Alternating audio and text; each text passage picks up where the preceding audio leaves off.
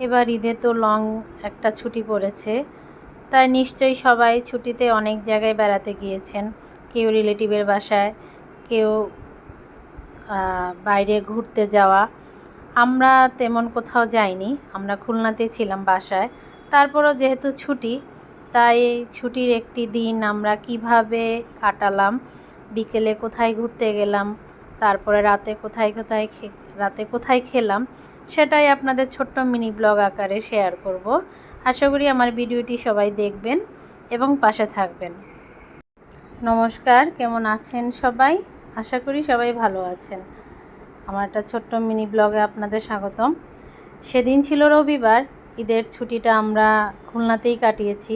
তারপরেও যেহেতু লং একটা ছুটি পড়েছে, একটু বাইরে না বেরোলেই ভালো লাগবে না, তাই আমরা একটু ঘুরতে গিয়েছিলাম।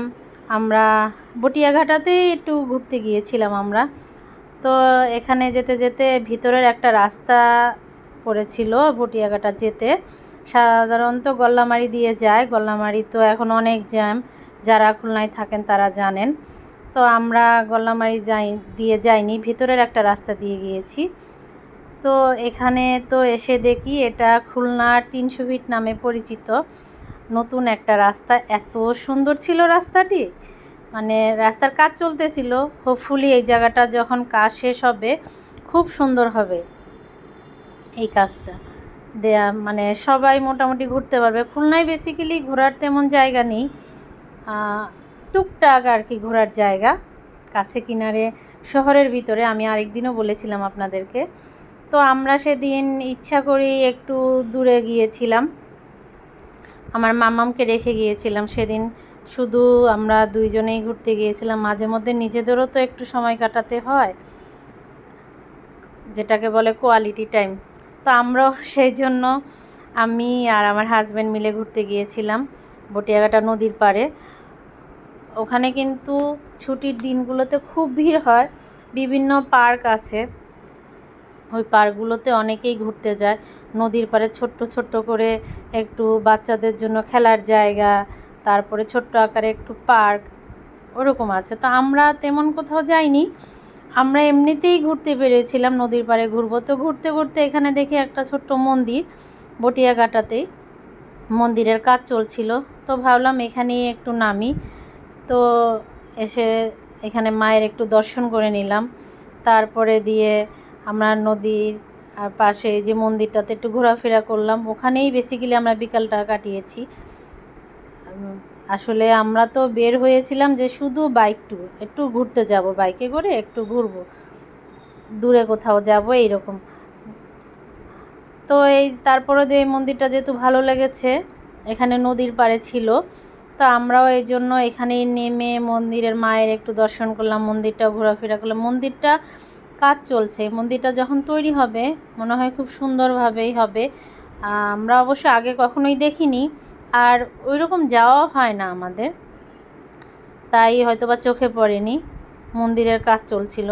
তারপরে এখানে আবার এটা দেখলাম শ্মশানও আছে এখানে। তারপরে এখানে আমরা নদীর পাড়ে এই যে ঘাট আছে, এই ঘাটে এখানে একটু বসলাম বিকেলবেলা। তো আমার হাজব্যান্ড আরেক দাদাও ছিল, তো এই দাদা আমার হাজব্যান্ড ওনারা বসেছিল, আমরাও এখানে আসলাম, নদীর পাড়ে বসে অনেকটা সময় কাটালাম। এইভাবেই বিকালটা কাটিয়ে ঘুরে ফিরে রাত বাসায় চলে আসলাম। তারপরে যেহেতু আমরা দুইজন বিকালে ঘুরতে বেরিয়েছি, তো আমার মামামকে নেইনি, তো মামামকে একটু বাইরে নিতে হবে। তো আমার মামা বললো বাইরে খাবার খেতে যাবে, রেস্টুরেন্টে যাবে। ঠিক আছে, তাই চলো। তাই আমরা চলে গেলাম রেস্টুরেন্টে। তো আমরা গিয়েছিলাম ওয়েস্টার্ন ইনে, খুলনার ওয়েস্টার্ন ইনে। আমরা বেসিক্যালি খুলনার ওয়েস্টার্ন ইনেই বেশি যাই। খুলনার প্রায় সব রেস্টুরেন্টে গিয়েছি, কিন্তু আমার কাছে পার্সোনালি বা আমাদের কাছে ওয়েস্টার্ন ইনের খাবার খুব ভালো লাগে। ওয়েস্টার্ন ইনের চাইনিজ খাবারগুলো মোটামুটি খুলনার ভালো ভালো সব রেস্টুরেন্টে গিয়ে ট্রাই করেছি, কিন্তু যার যার টেস্ট বাইট আলাদা। আমাদের ভালো লেগেছে ওয়েস্টার্ন ইনের খাবার। এখানে চাইনিজ আইটেমগুলো ভীষণ ভালো লেগেছে। বেশিরভাগ এদের সিগনেচার আইটেম আমার কাছে লেগেছে সিজলার।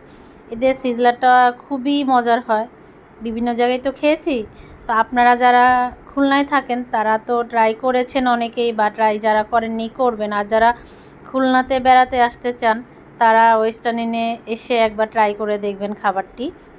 এখানে আবাসিকও আছে, থাকার জায়গাও আছে। তো আমরা চলে আসলাম, মোটামুটি ভালো ভিড় ছিল। তো আমরা একটা সাইডে বসলাম, আর এখানে তো প্রায় আসা হয়, তাই আমাদের এক ওয়েটার ভাই আছে, উনি খুব পরিচিত হয়ে গেছে। আর আমার হাজব্যান্ড তো এখানে প্রায় আসে, রোটারি মিটিং হয়, তো ওই হিসাবে আরও বেশি ক্লোজ। তো ভাইয়া আমাদের জিজ্ঞেস করলো কি কি খাবার খাবো। আমরা মেনলি সেদিন গিয়েছিলাম সিজলার খেতে।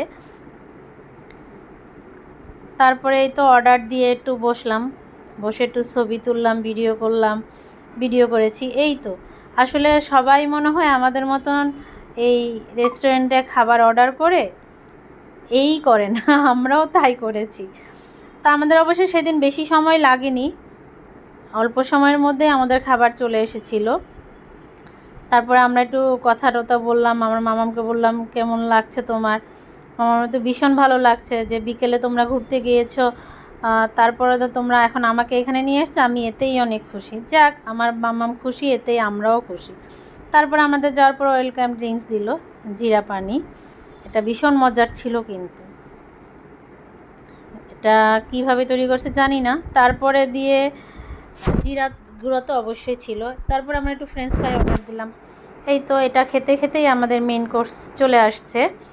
তা আমরা সেদিন তেমন অনেক কিছু খাবার অর্ডার করিনি, যেহেতু আমরা 3 জন ছিলাম, অনেক খাবার খেতে পারবো না আমরা, তাই আমরা অর্ডার করেছিলাম এখানে